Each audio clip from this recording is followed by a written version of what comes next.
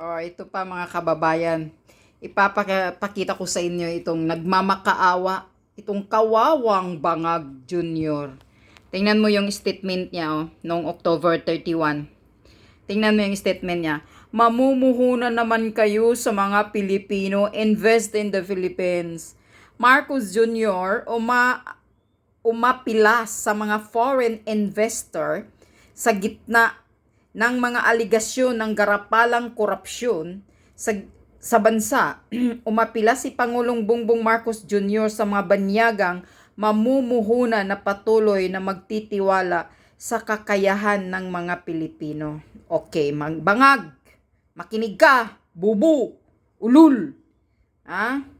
Siguro, pag lumayas ka, bumaba ka na dyan sa pwesto mo, marami nang mag-invest. Okay? Unang-una, tandaan mo to. Hindi mga estupido ang mga investor na mag-invest sa bansa na puno ng kriminal. Puno ng kung ano-anong mga kriminalidad sa bansa. Yan ang tandaan mo, Bangag. Pangalawa, hindi sila mag-i-invest kapag ang bansa ay maraming mga chichi-burichi, maraming dadaanan sa proseso ng pag-process ng mga documents nila bago sila makapagsimula ng negosyo nila. At maraming mga padulas na humihingi, lalo na dyan sa putang inang custom na mga magnanakaw, walang investor na papasok sa bansa mo pag yung mga appointing nasa gobyernong nakaupo na mga sekretary mo ay puro mga mukhang pera. Yan ang tandaan mo. Hindi mga boboy ang mga investor, Bangag.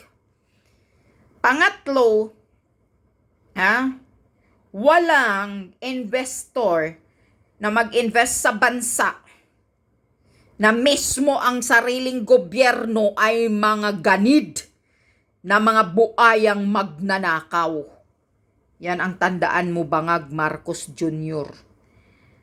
At pang-apat, nakikita nila na ikaw bilang isang presidente ng bansa ay isang inutil, isang weak, walang kwinta, walang utak, walang solusyon na maayos, walang disciplinary action sa mga sekretary niya, hindi nire-respeto, walang investor na papasok kasi ganyan ang mga tauhan mo, lalo na yung pinsan mong si Romualdez, hindi ka nirespeto, Bangag.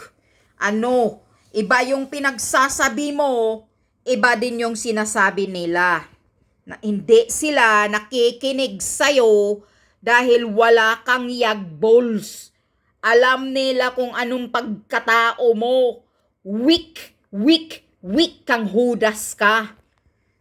Kaya pag lumayas ka dyan, bumaba ka na sa pwesto mo para maisalba ang kahirapan ng bansa. Ikaw ang dahilan, Marcos Jr., ng lahat ng problema at lahat ng kahirapan ng Pilipinas.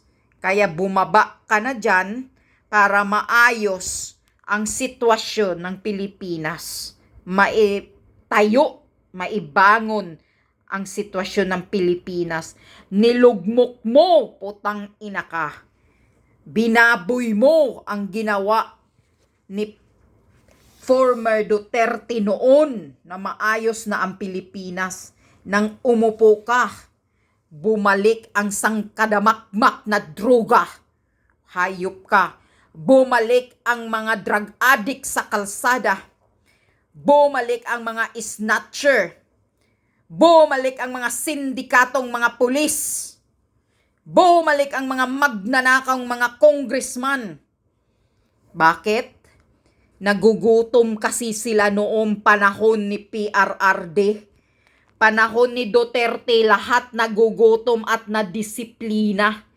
Ikaw, hayop ka, hudas ka, pinapabayaan mo lang ang mga nangyayaring ginagawa sa gobyerno mo. Hindi mo nakikita, binababoy na kaming mga ordinaryong Pilipino. Wala kang disciplinary action bilang presidente. Wala kang yagbols, kaya inutil ka. Bumaba ka na, resign Marcos. Hayop ka. Kung mag-resign ka, siguro yan babalik maraming investor na pumapasok sa Pilipinas. Kaya ngayon, pinagdiskutsahan ninyo ang Davao. Gusto nyong sirain ang Davao City. Dahil naiinggit kayo. Marami na ngayong mga investor andoon lang sa Davao nag-i-invest. Yan ang tandaan mo, bangag. Diyan makikita kung gaano kaayos ang lugar na Davao, ang syudad ng Davao. Ikaw, nagmamakaawa. Kaya tigil-tigilan mo na yang pagtatravel mo, nagwawaldas ka lang ng pera naming mga taxpayer, na wala kang nasamsam na mga investor sa ibang bansa. Ikaw lang ang presidenteng umiikot sa buong mundo sa isang buwan ilang beses. Winawaldas mo ang bilyon-bilyon naming pera, putang ina ka, na wala ka naman na ibalik na mga investor na pumapasok sa Pilipinas. Bit-bit mo pa ang sangkatutak, sangkamakmak mong mga sekretary, pati mga media, binitbit mo pa kung saan ka lumilipad, hayop ka. At pag uwi mo ng Pilipinas, wala namang investor na nakuha mo. Gago ka. Tigilan mo na yan. Isa kang salot, isa kang pahirap sa mga ordinaryong Pilipino. Ang nangyayaring problema dahil sa iyo, putang ina ka. Kaya mag-resign ka, Marcos Jr. Dahil sa iyo. Ikaw ang nagsisimula dahil ikaw ang walang utak. Ikaw ang walang bayag na kontrolin ang lahat ng mga kabinete mo. Kaya inaabuso ka. Umaabuso sila sa pagnanakaw left and right dahil wala kang pakialam. Dahil isa ka rin, according kay Maharlika, isa ka rin kasabwat nila. Mga mafia, mga sindikato kayong hayop kayo. Sabi pa nga ni Maharlika, dahil sa iyo at ikaw at ang asawa mong si Lisa Butod ang pasimuno sa lahat ng korupsyon sa Pilipinas.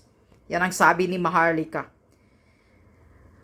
Yan din ang huli kong masasabi, walang investor, Marcos, kapag ikaw ang nakaupo. Dahil bakit? Kilala kayo sa buong mundo na ang mga Marcos ay mga magnanakaw. Kilala kayo sa ama mo. World record yan na magnanakaw ang pamilyang Marcos.